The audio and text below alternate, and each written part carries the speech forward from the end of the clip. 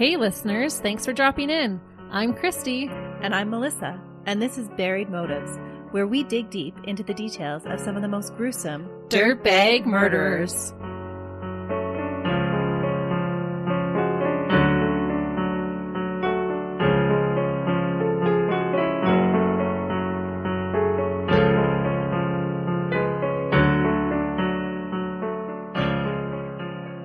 Hey listeners. Welcome back to Buried Motives. We are glad you're joining us this week. Yes, thank you for joining. We're happy you're here, and I'm happy to hear Christy's case. Well, and I'm happy to tell it. Well, I don't know if I can say happy because it's never great to talk about someone's murder, but I am very curious what you'll feel about this case.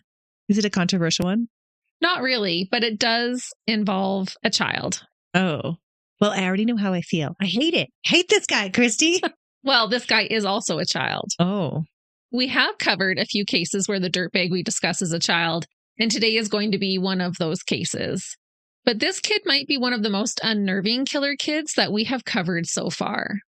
He blatantly told officers that he had no remorse for killing his friend and was wanting to kill another.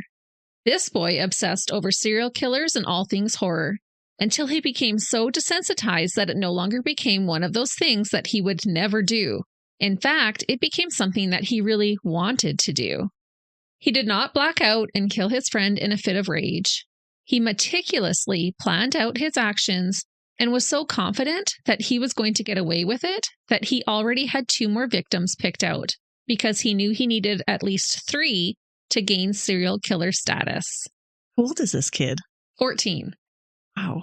That's so young. It really is. You already be wanting to be a serial killer.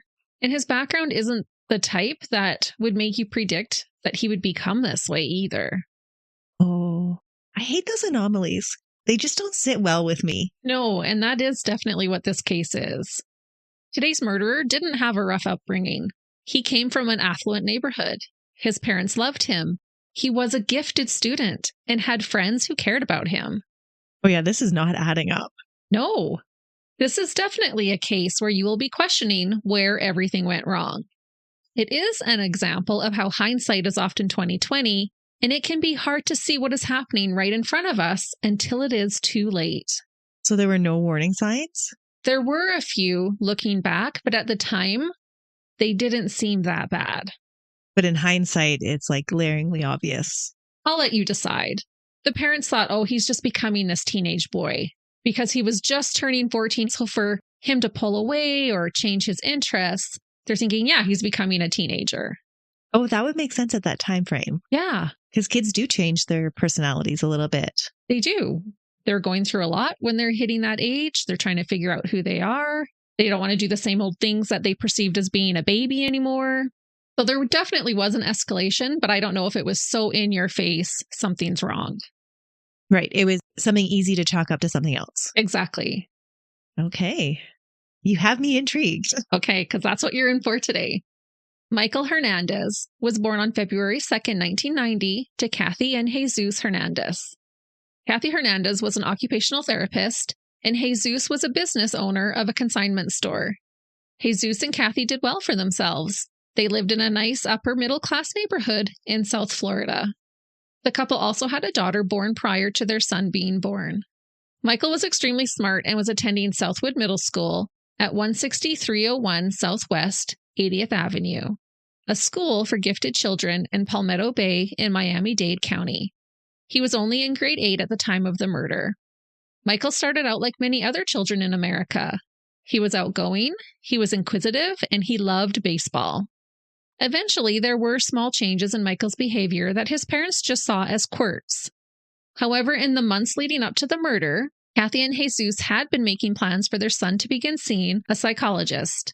It was one of those things that hadn't happened yet, which is so relatable. Like I said, hindsight in this case was much clearer than what they saw on a day-to-day basis. Michael began to exhibit classic OCD, or obsessive-compulsive disorder, behavior. He said he was self-diagnosed as having OCD. In Michael's world, there was a place for everything and everything had to be in its place. Even when Michael was young, he had to make his bed each morning and liked his clothes put away in color coordination. Okay, I have to say that I would totally be counting that in the win zone. Yeah, you would not be thinking that that's a red flag. No. Did he become really upset if he couldn't do those things or if his clothes weren't in color coordination?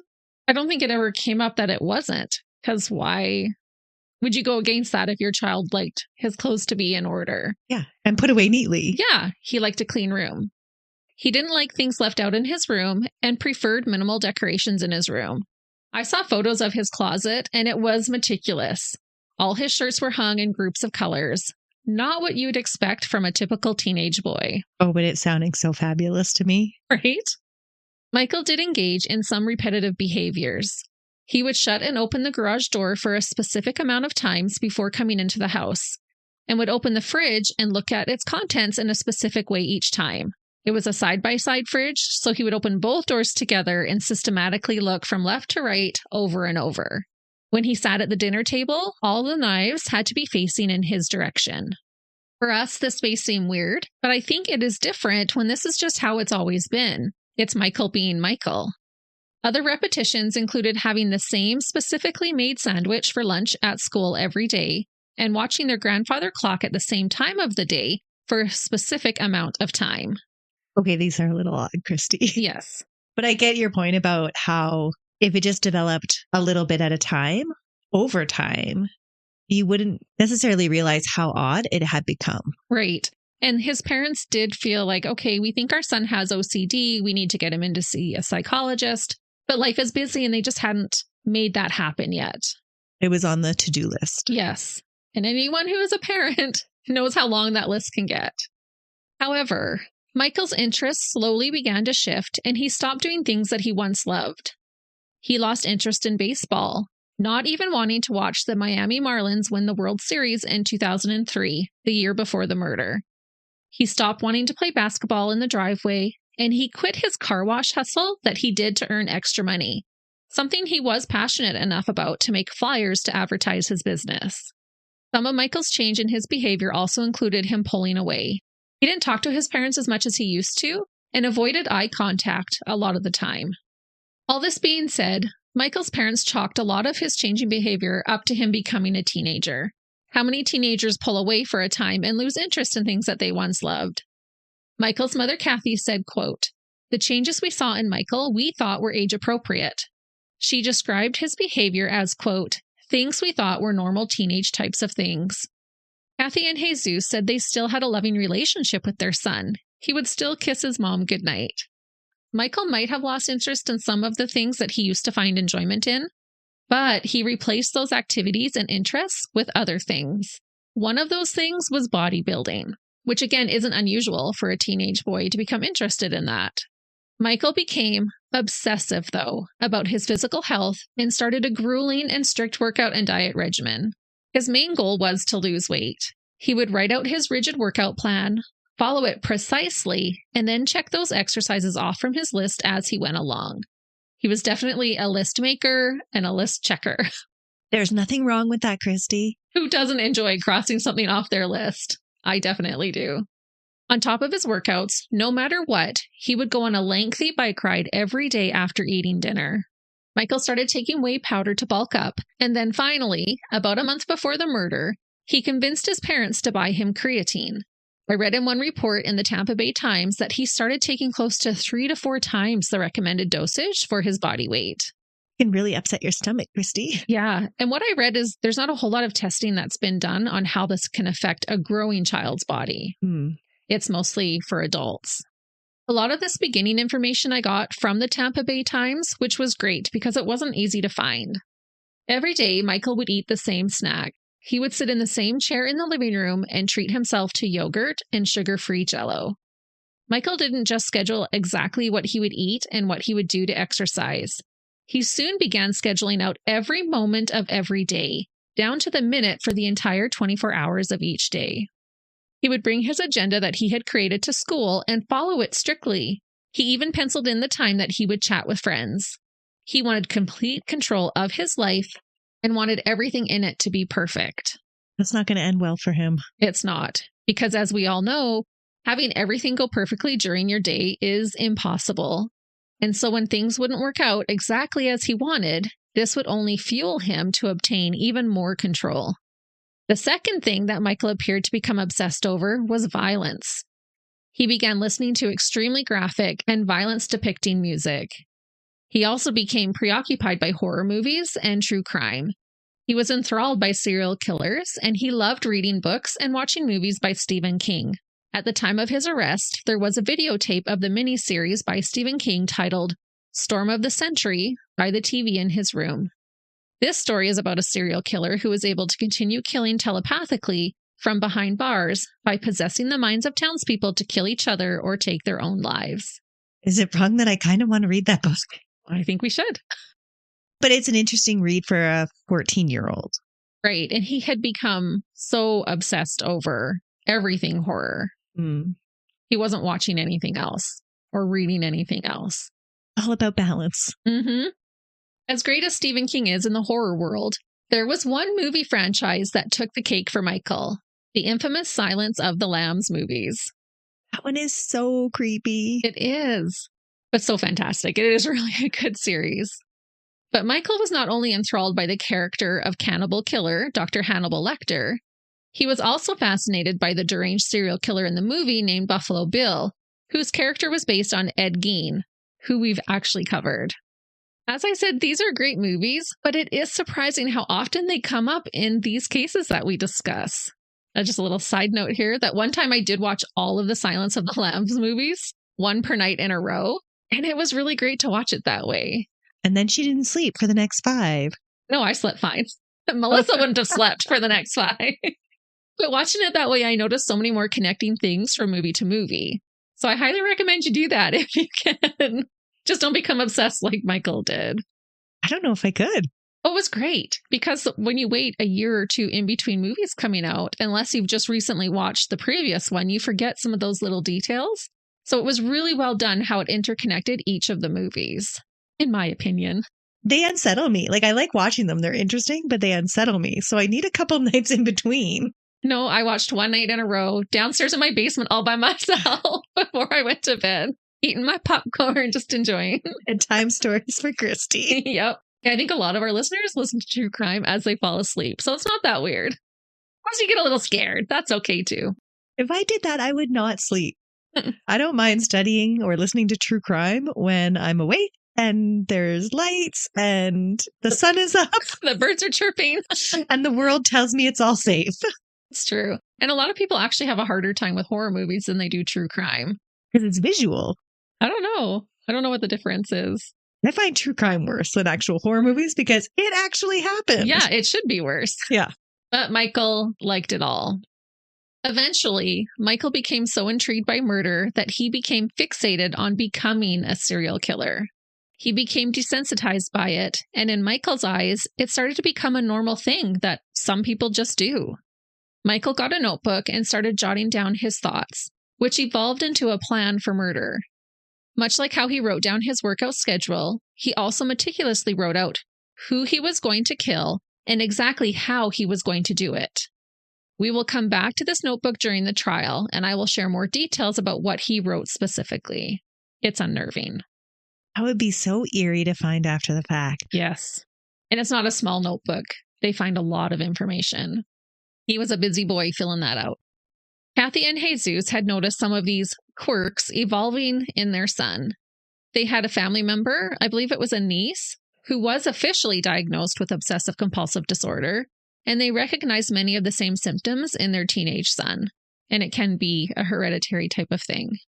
But that would almost give them another false sense of, oh, this is normal. Like somebody else has it, so this isn't that bad. Exactly, yes. Gave them an explanation, which maybe lessened their urgency to get him help. Right. However, it wasn't any one giant red flag. It was a combination of all the little things, and the rate at which his fixations were growing in intensity and in numbers that was concerning. Michael's parents approached him about seeing a psychologist, but he expressed that he wasn't crazy about the idea and basically told his dad that the psychologist couldn't assess him if he didn't talk to them. Michael's mother did make the appointment, but unfortunately he didn't end up going and help would come too late. Her son would go on to become a murderer before she was able to get him to an appointment. And I do want to say zero negativity or judgment to Michael's parents. Unless we've been there, we can't truly understand. and they hadn't witnessed any real disturbing tendencies being displayed by their son at this point, but they were there. Michael had decided that he wanted to start killing people. He wrote out his plan and chose his victims. Next, he had to decide when he would put his sinister plan into action, and he came up with what he thought would be the perfect date, his birthday. Oh, I was going to say Friday the 13th? Nope, his birthday. So kind of like a little birthday present to himself. Like, yes, I will remember this well because it'll be a celebration for me. Oh, that's disturbing. Isn't it? Michael was turning 14 on February 2nd, 2004. He went to school that day prepared to take the lives of two of his best friends. I saw a picture of his action plan that he made. It is written very scholarly. It said planning at the top for the title. The next 3 lines at the top were written out like you would expect for an experiment almost. One line was for the date. The next line was for victims, followed by his 2 friends' names. And the third line was listed as materials. On this line, he wrote hat, jacket, knife, gloves, tape. The rest of the document had an 8-step plan on what to do. These steps included how he was going to kill them and what he was going to do afterwards. Michael's plan was to lure his friends to the bathroom and get them to go into one of the stalls. Once inside, he was going to get them to turn around so he could kill them. He would then collect his evidence and leave the bodies propped up on the toilets. He wrote to be, quote-unquote, quick and remove all blood. For step 7, Michael wrote, quote, make sure they are dead. Make sure there is no one in the bathrooms. If so, kill them. His last step started out with, quote, thank God for success. What? Yeah. It is so disturbing seeing this written out in a child's handwriting. Michael had been raised in a religious family, and it was just so shocking to read that he would want to thank God that his plan was successful. He is delusional. Very. Thankfully, Michael's plan did not pan out the way that he wanted it to on February 2nd, but not because he didn't try. Michael's 2 best friends at the time were boys in his grade, 13-year-old Andre Martin and 14-year-old Jaime Goff. One would survive and the other sadly would not. Jaime's name is spelt like Jamie, but I believe it is pronounced as Jaime. In some videos, he is referred to as Jamie, even by police, Andre, and Michael. So I think he went by Jamie with his friends. I am assuming this is what he wanted his friends to call him, so I will refer to him as Jamie during our case, but just note that it is properly pronounced as Jaime. Andre would later say that Michael was almost like the leader of their social group. Whatever Michael said or suggested was what the trio did. Andre described Michael as having a, quote, very magnetic personality. Michael was popular and people were drawn to him. On the morning of his birthday, Michael met up with his 2 besties, Andre and Jamie, as per usual. Andre noticed that Michael was wearing a red windbreaker over his white t-shirt. This was unusual for Michael to wear a jacket. Andre said that Michael never wore warm clothing. And I had to remind myself that this was in Florida. Because here you would be wearing warm clothing a lot of the year, if it looked cool or not. I don't know about that. My kid, he wears slides in the middle of the winter. That's true. And I have seen some kids walking to school in shorts. Yep. Not during a polar vortex, which we sometimes get. Michael told Jamie and Andre that he wanted to show them something inside the school. Andre said that this seemed a little weird, but he trusted his friends, so he went along with it. Before school was to start, Michael led his 2 friends into the boys' bathroom on the 2nd floor of the school. Michael walked to the back wall of the bathroom and took out a baseball hat from the front pocket of his windbreaker and put it on. Michael told Andre that he had to show him something, but that he needed to come into the stall to see it. About this, Andre later said in an interview, quote, one of the things I think about to this day, and it almost gives me goosebumps, was once we entered the bathroom, his face changed completely.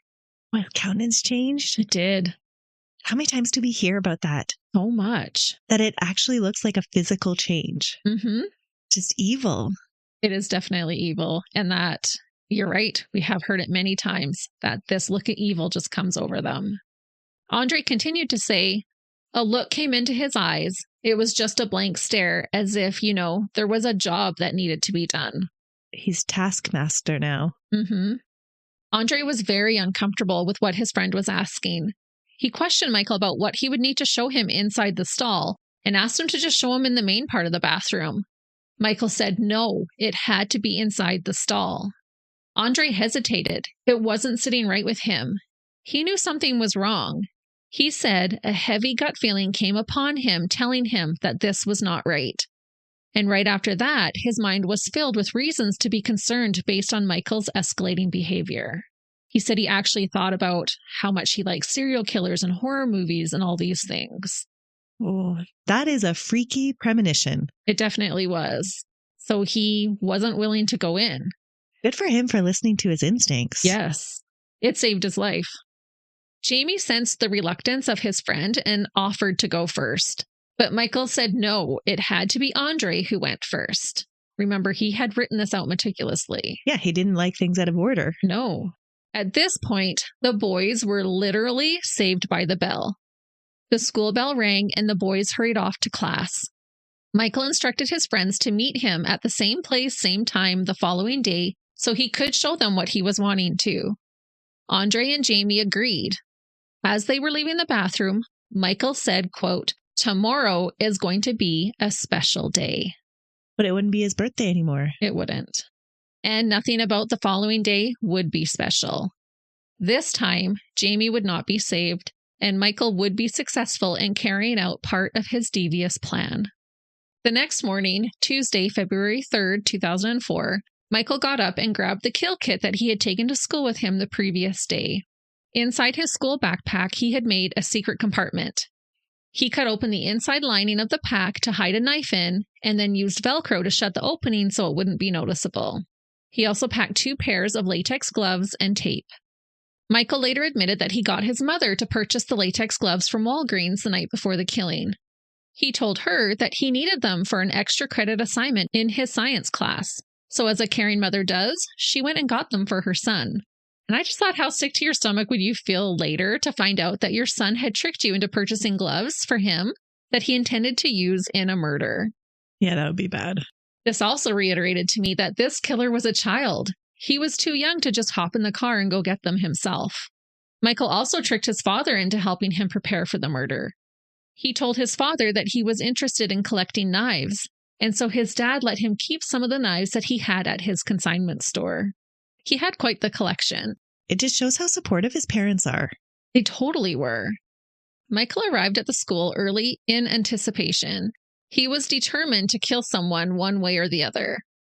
The school doors didn't open until 8:50, but he had gotten there just before 8:30. He snuck into the bathroom and waited for his friends. So how did he get into the school if the school doors didn't open? There was a door kind of near the back, I believe, that was unlocked. Oh, okay. He snuck into the bathroom and waited for his friends. He was expecting both to show up. Sadly, Jamie did show up, just as he had promised his friend that he would. Being a good friend. He was. Andre, on the other hand, had completely forgotten. He was part of an extracurricular group and was one of the officers of that group. On this particular morning, he was discussing things with his peers concerning their group. Meeting up with Michael and Jamie simply slipped his mind. An oversight that would ultimately spare him his life. Andre says that he believes that this happening was an act of God because he had every intention of meeting his friends that morning. Does he have a lot of survivor guilt? I don't think as much that he has survivor guilt. I think it was more the realization of, I need to make something of my life. Almost like I got a second chance. And he really does. And we will talk about what he ends up doing later. It's hard to believe that he wasn't protected. Definitely. The universe definitely intervened. Michael waited for Andre to show up, but feeling pressed for time, he decided to go ahead with his plan without him and just target Jamie. He would have to kill Andre later. So I think he was thinking to himself, this didn't work out last time. I have to make it happen today. I can't wait another day. Feeling more pressure. Yeah. Michael was again wearing his red windbreaker. He purposefully chose this article of clothing to aid him in cleaning up afterwards. He knew the windbreaker material would prevent blood from getting on his shirt and could be easily removed and concealed afterwards. And I purposely think that he chose red to help the blood be less noticeable. So smart. He really is. It's just sad that this went to waste. He wore a hat to help prevent hair follicles from being left at the crime scene. I'm going to summarize the account of what happens next from one of Michael's court documents, as well as add some things from his taped confession that he gave afterwards. In the court document, it states that Michael coaxed Jamie into the handicap stall, I assume so that he would have more room. Once in the stall together, Michael locked the door so Jamie could not get out easily. He told Jamie to turn away from him. He then pulled out his gravity knife from his right front pocket that he had gotten from his father. A gravity knife is a folded knife intended to be able to be opened with one hand, but it is different from a spring-propelled switchblade. There is a mechanism that you do press for the gravity knife, but it uses gravity to help open the knife. The mechanism just releases the blade from the handle in the closed position. This knife had a 4-inch serrated blade. Michael then reached around with his left hand and placed his hand on Jamie's mouth. With his right hand, he made several cuts with the blade from left to right across Jamie's throat.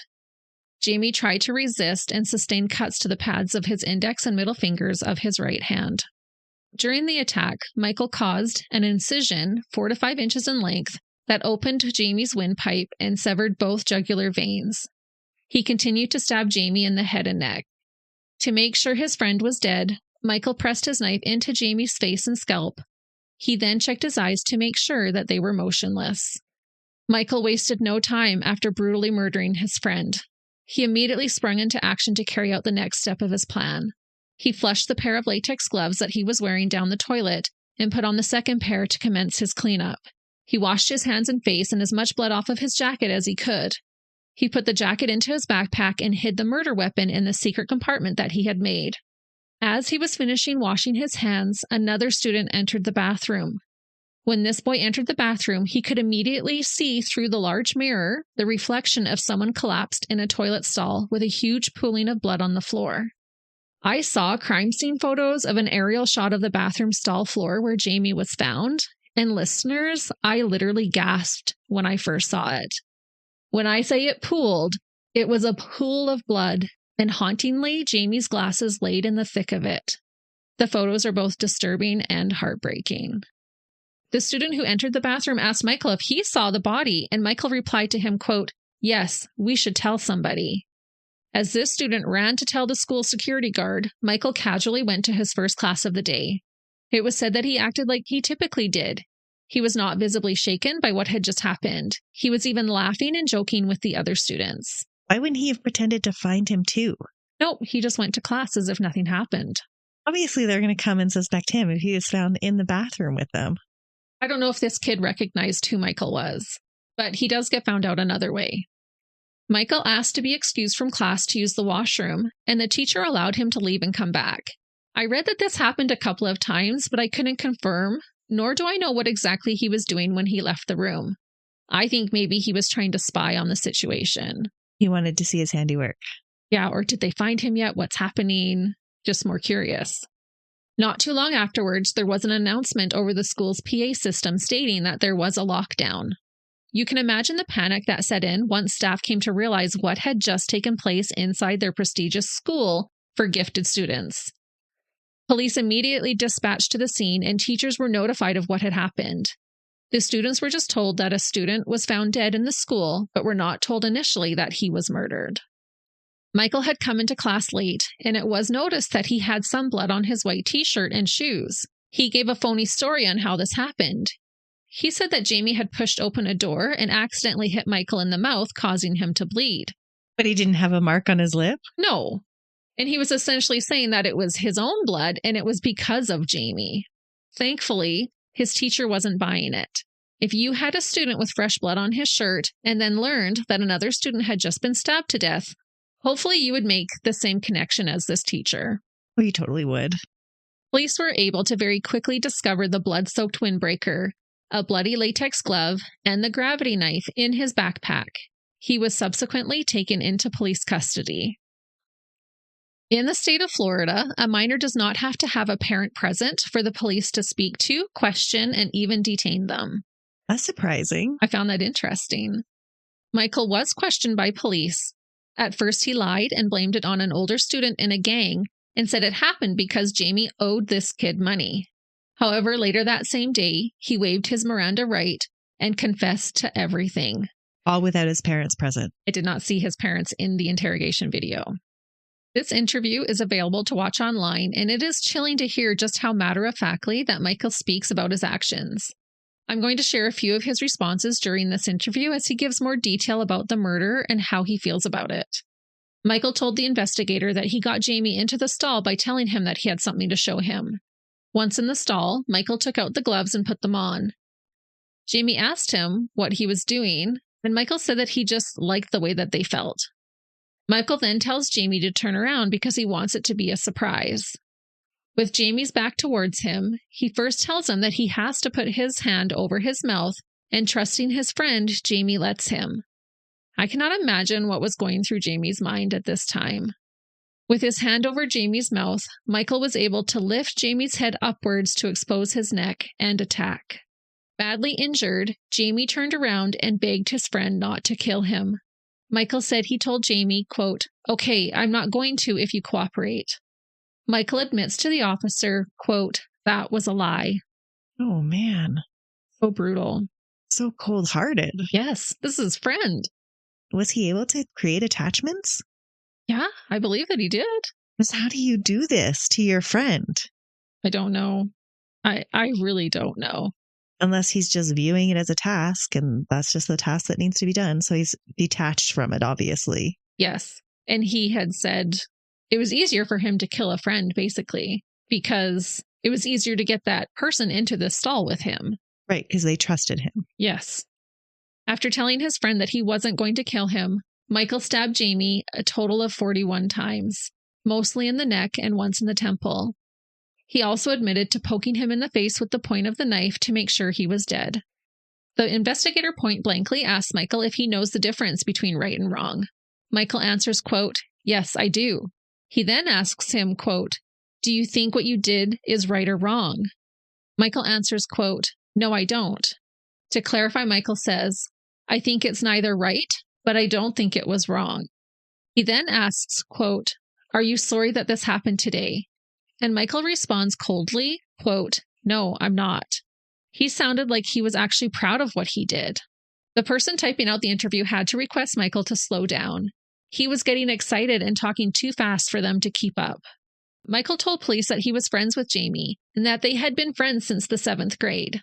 When asked why he chose Jamie, he said that he knew Jamie would follow him. Michael also admitted that he had wanted to kill his friend Andre as well. They had been friends since elementary school. Before we get into the trial and investigation, let me tell you a little bit more about Jamie. I showed Melissa a picture of Jamie, and photos of him honestly melt my heart. His picture just looks the sweetest. He really is. He looks like he was the most pure and innocent soul, and from what I read about him, it seems like he really was. Jamie Rodrigo Goff was born on October 10, 1989, in Miami-Dade County, Florida, to parents George and Maria Goff. Jamie's father, George, immigrated from Panama and at the time worked the 3 to 11 shift as a dockhand at the Grove Isles Marina. He cleaned boats and took care of the office duties. Jamie's mother, Maria, immigrated from El Salvador and also worked at the marina cleaning condominiums and yachts. When Jamie would get a day off from school, he loved going to work with his parents. It was thought by the marina staff that Jamie wanted to be a marine biology major. And being a straight-A student, he had the smarts to do it. The following year, Jamie was set to attend one of America's top magnet programs, meaning a school with specialized courses or curricula.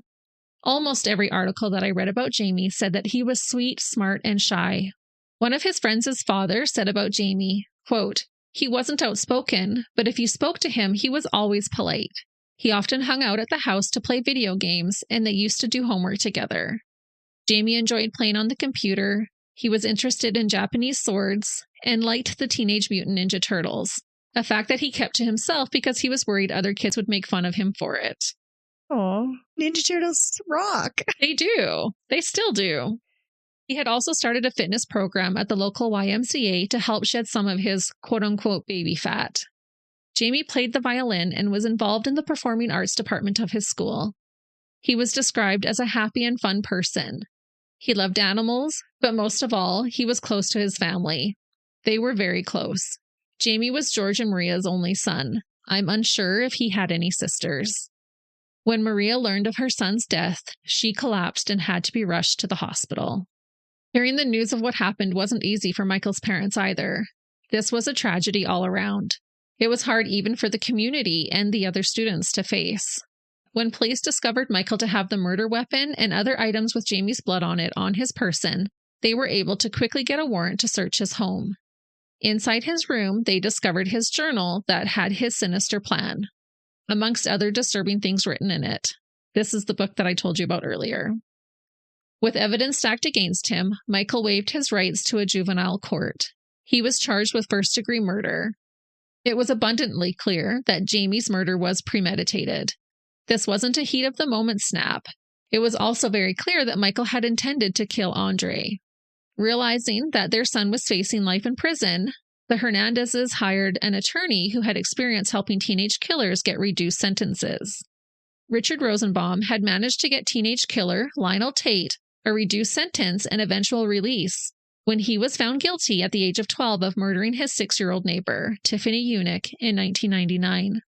Rosenbaum was a firm believer that no child should ever be locked up for the rest of their life. I wonder if his sentiment is shared by a lot of people. I get where he's coming from, but I don't necessarily agree with him. I think some people do need to be locked up for life. I think Michael is one of those people. His argument is that instead of locking them up for life, let's get them help and get them rehabilitated. Right. We're going to talk about it, but I don't feel like Michael ever has made any signs of being rehabilitated. We'll see what you think. Michael's sinister journal was permitted to be used in court. Astonishingly, 41 pages of that notebook were released by the state attorney general's office and were printed in the Miami Herald. No way. Yes, I was so shocked. 41 pages. Yes. That's a big newspaper that day. Yep. At first, the 2 pages that specifically outlined the murder were withheld, but that was eventually additionally printed, making the page total 43. Video of parts of his tape confession were also released. That is shocking for a minor. It really is. Like, it's shocking for an adult, but that's really, really shocking for a minor. Yes, but he had waived his right to a juvenile court. Still shocking. It is. I was surprised too. In these pages, Michael wrote of his ambition to become a serial killer and eventually commit a mass murder. It also stated that he initially wanted to strangle Andre with a belt and then stab him in the back. Also in Michael's journal was 6 pages printed out about mass, spree, and serial murderers. Beside this, he drew a picture of a hanging man and wrote, quote, "Will become a serial killer." In his book, Michael compiled a list of violent video games and movies. He had instructions on how to make a bomb, a detonator, and a Molotov cocktail.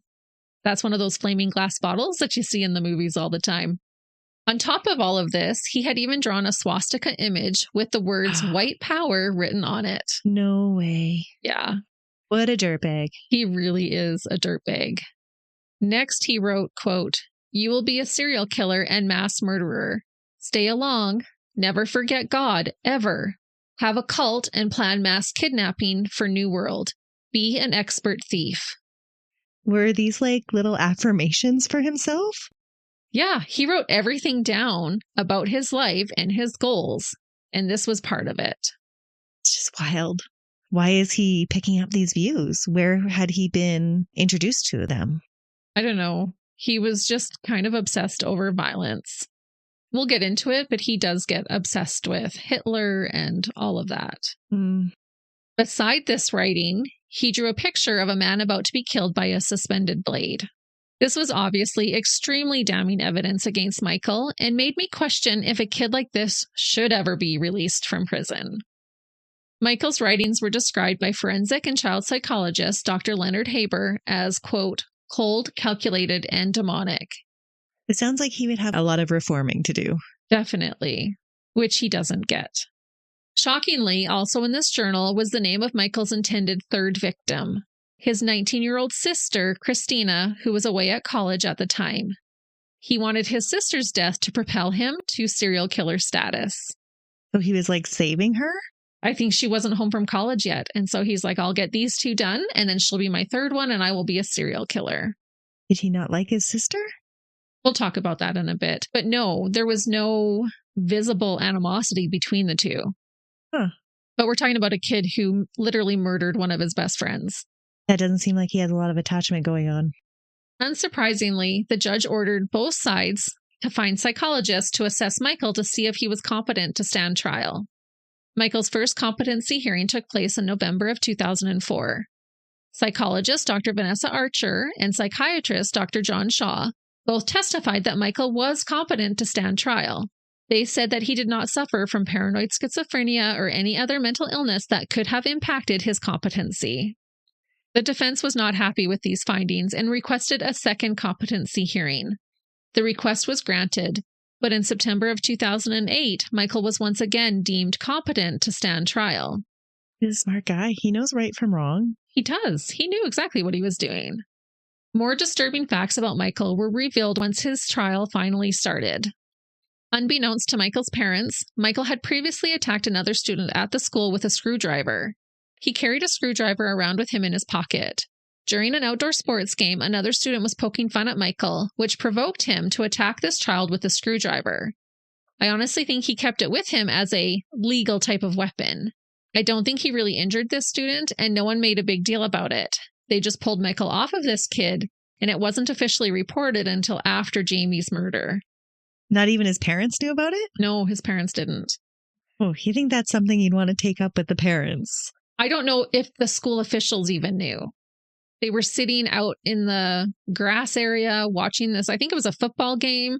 And then they got into this tussle. The kids pulled them apart. So I don't think it was even reported. Oh, okay. And it's not like this child had gaping wounds from the screwdriver. But that is a red flag. Many people blame Michael's parents for what happened, for missing the signs. Jesus stated, quote, "There was never a profane word out of his mouth. He was never ever disrespectful to us or anyone else." Community members also stated that he was a nice kid. It's so unfair for other people to judge. Unless you've been in a situation dealing with this sort of thing, you have no idea how hard it would be. I totally agree. Kathy later recalled seeing cut marks on the upper arm of her son. But when she questioned him, he said he had scraped his arm on a fence at school. She had been missing the signs. In later reflection, Andre expressed that Michael was likely seeking out attention. He also feels like Michael's struggles were more internal. You couldn't see the changes as much from the outside. He does remember Michael coming to school one day with cut marks on his arm. Michael told Andre he did it so he could feel pain. I find it an interesting thing because it's a physical way to release pain, the internal pain. It's true. It is a coping mechanism, unfortunately, for some people. Ultimately, after 3.5 hours of deliberating, a jury of 6 women and 6 men found Michael Hernandez guilty of the first-degree murder of Jamie Goff on September 24th, 2008, over 4.5 years after the murder took place. Honestly, don't know how you could reach any other verdict with all this evidence against him. No, I would have been shocked if he wasn't found guilty.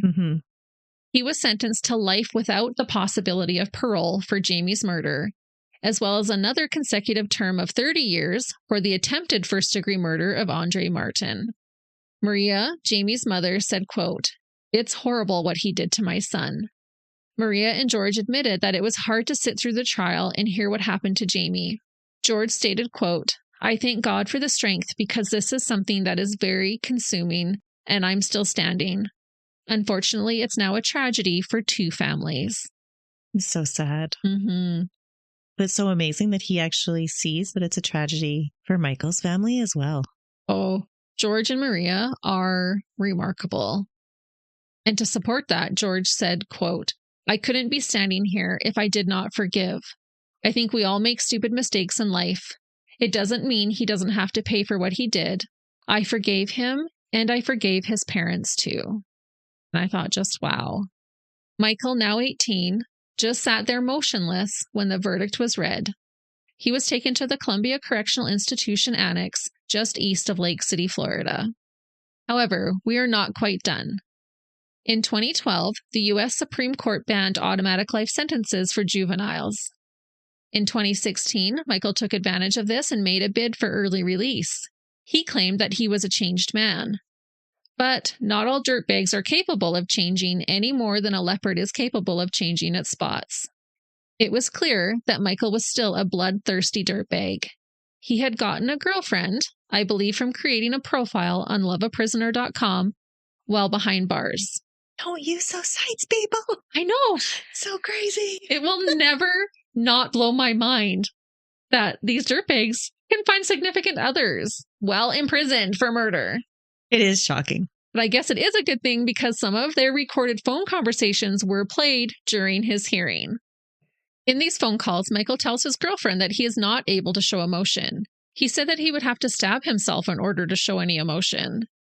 In regards to this, a prison employee stated that the only time Michael was seen crying was when his boyfriend in the jail got transferred and Michael missed him. That is an interesting development. Right? He wasn't crying over the things that he did, but when his little jail buddy moved away, he was pretty sad. But he told his girlfriend on the outside that, I'd have to stab myself to feel any kind of emotion. But then with him crying about this other inmate leaving, that does show that he could form an attachment. Mm-hmm. Michael also reminisced over what could have been and told his girlfriend that if he had been able to become a serial killer, he would have carved a cross into his victims' foreheads and would have removed their eyeballs as his signature move. Yeah, I'm not thinking this guy's going to reform. No, not at all.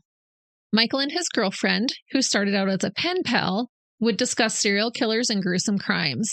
When the prosecutor questioned him why, he said he knew his girlfriend was into gory crimes, and so he told her what he thought she wanted to hear.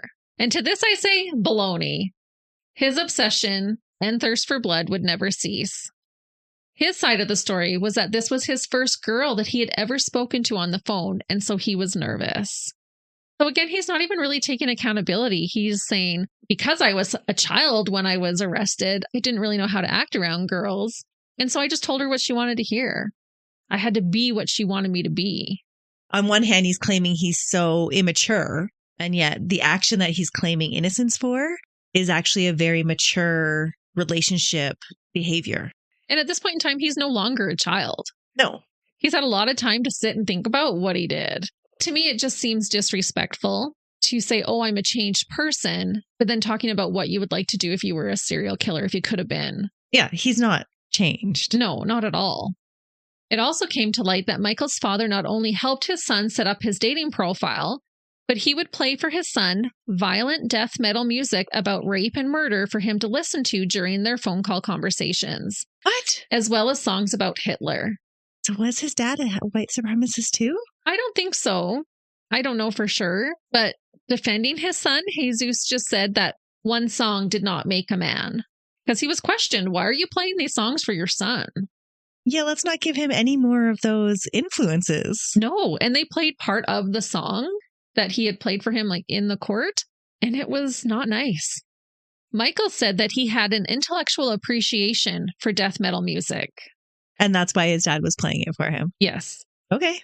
The court argued that Michael's, quote, continued interest in violent music and lyrics, replicating the horrific murder and attempted murder he committed, were directly relevant to his lack of remorse, his indifference to the suffering of the victims and their families, and Hernandez's prospects for rehabilitation. Yeah, I'm inclined to agree. I do. I agree. No fence sitting in this episode. Nope.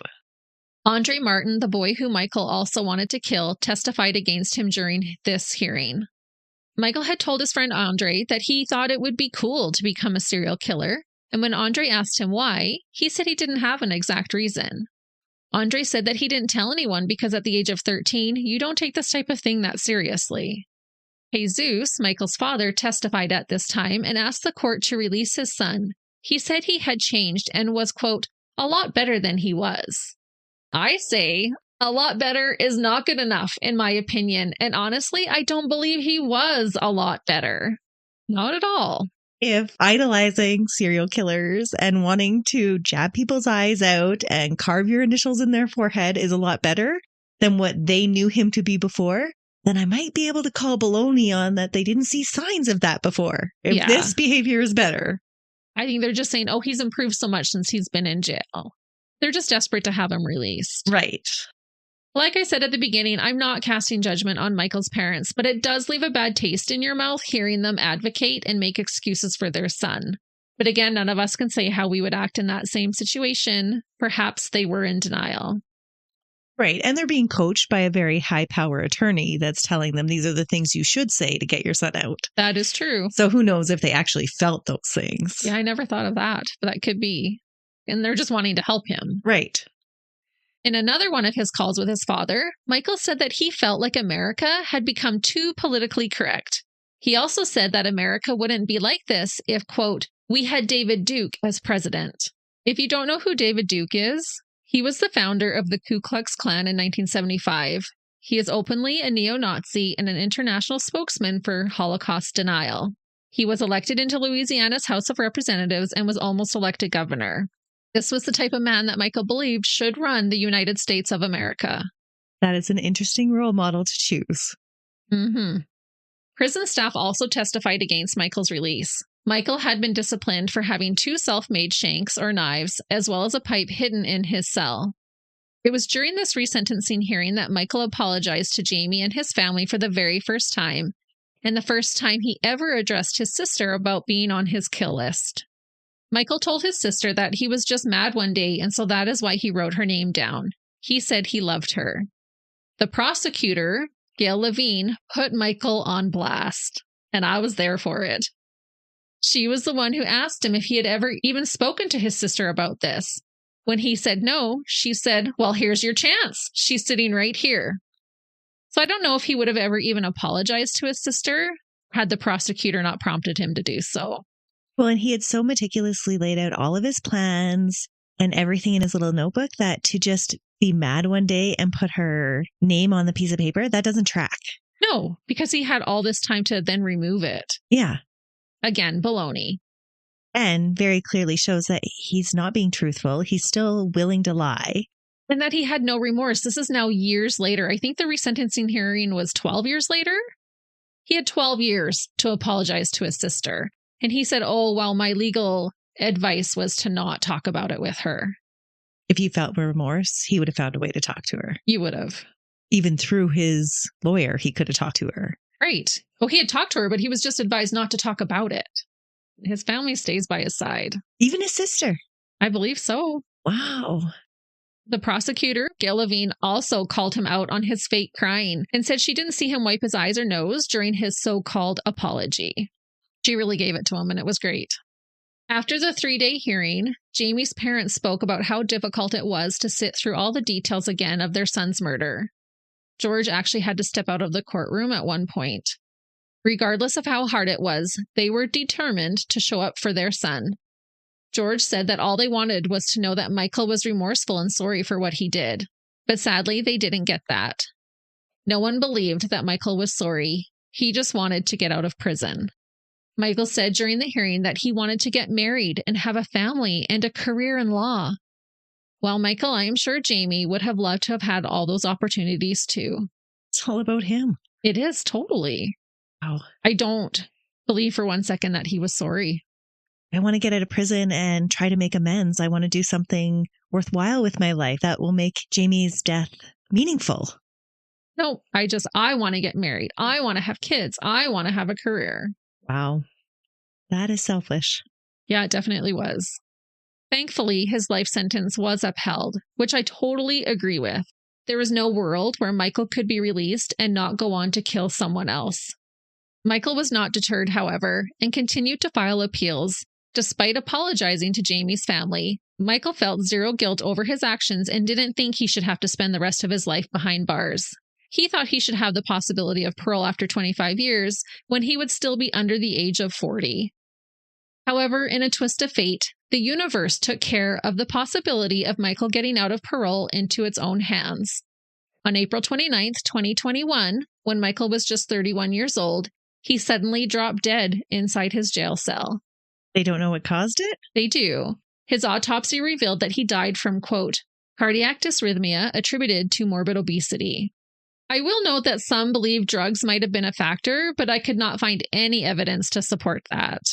That is an interesting cause of death, Christy. Yes. People can speculate whatever they want over that. Michael's father had passed away the year prior, so his mom and sister had to go to identify Michael's body. You might think that parents whose child was murdered might celebrate and jump for joy to learn that their child's killer was dead. But that wasn't the case for the Goffs. They are beyond amazing. George stated about Michael's passing, quote, "That was very shocking for us. We were not expecting that at all. We've been hurt. We don't want to see anyone die or hurt like that. Even though we went through what we went through, we were not happy to hear that Michael Hernandez was dead in jail." Jamie's mother, Maria, stated, quote, "I started crying. I wouldn't stop crying. It was very sad." This beautiful couple were able to see past themselves and offered condolences to Michael's parents, Jesus and Kathy. We got to think that they would have been friends with each other. They would have been. If their boys were friends, they would have known each other too. It's true. And it's just remarkable to me that the Goffs were able to look past themselves and realize how hurtful this would have been for Michael's family too. About Michael's parents, George said, quote, "I don't know how they're going to handle it. I just hope that God gives them the strength to go through every hour and embrace themselves." Directed to Kathy and Jesus, George said, quote, "To the family, I am very sorry this has happened to your son. Mrs. and Mr. Hernandez, we are not happy to hear that your son passed. Despite of all what we have been through, we as parents know how it feels." And I just thought that was really beautiful. I can only imagine the feelings that this would have brought up for Jamie's parents. They said it had made them reflect where their own son would be today had he not been killed. George said, quote, "I envisioned him like professional, probably with family already, so many things. And so when we got the news yesterday, everything came back." Maria said, quote, "Always I think of my son every day, and I have hope in my mind, in my heart, that I'm going to see him one day." They said they rely on their faith to get them through their pain, and I honestly wish them so much healing and love. What compassionate people. They're incredible. I can definitely see where Jamie got his sweetness and his kind nature from. Before we end, I want to share with you one more update. Andre Martin, Michael's other intended victim, on February 3rd, 2004, has spoken out about his experience and how everything has motivated him to be the person he is today. He is now in his 30s. Not long after the murder, Andre became involved in martial arts. He worked his way up to a 4th-degree black belt in Taekwondo. He said this discipline helped him cope with his feelings. This would have been so hard for a 13-year-old to process. Andre remembers vividly how the police handled the situation when Jamie was murdered, and he was also on the kill list. He speaks about how kind the officers were to him and said that the way they treated him inspired him to become a police officer himself so that he could also help others. He said, quote, "It absolutely pushed me towards law enforcement, seeing how the detectives protected me and my identity and handled the case." Andre also stated about the police department, quote, "The department has always been there for me, so I'm glad I have the opportunity to pay it forward to the community. He truly wants to help others." Andre's mentor, Bill Hellman, said about Andre, quote, "He took the tragedy that happened and used it as fuel. I think he's got all the tools to be a great cop. He's polished, poised, and humble."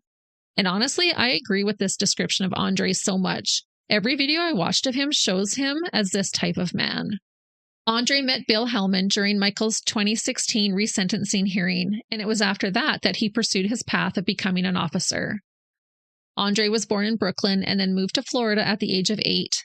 He met and became friends with Michael in grade 3, and the two became best friends. Andre doesn't believe he is a victim. He never wanted to give Michael the power of him being his victim, but he does know that Michael was planning to kill him that day along with Jamie.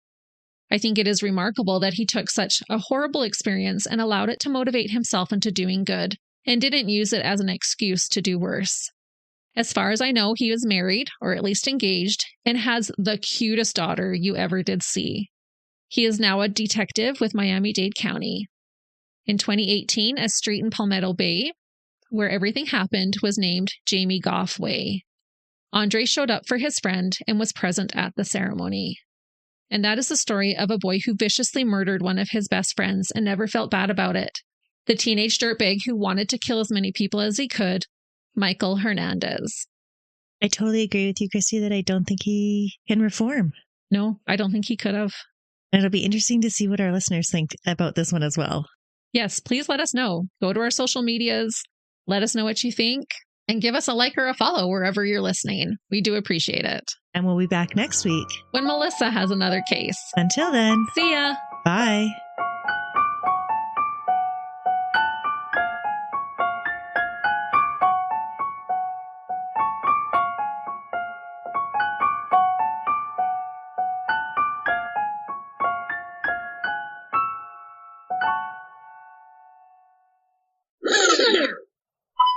I must tell you that this is like super trippy for my brain.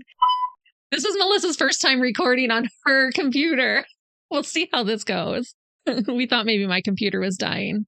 Really, it's our microphones that are dying. Yeah, maybe. We need to run a fundraiser. We do. We need new equipment, you guys. He didn't like things left out and he didn't like things left out. Oh. Hello. Hello, is anybody out there? Okay, I'll get a drink too then. Of my Creamy chocolate chill? I can't say that, No, can I? no. Never mind. Okay. Scratch all that. Do we hear Miss Ghosty today? That'll be the interesting thing. We'll see what she has to say. We are always on the same wavelength. We are.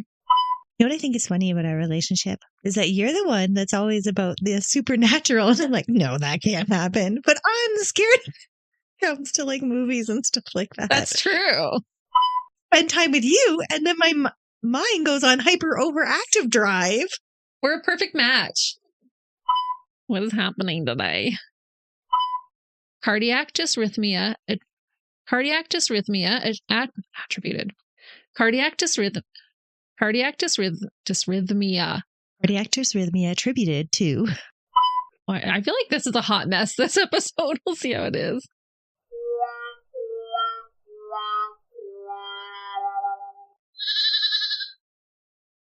Another Sound Off Media Company podcast.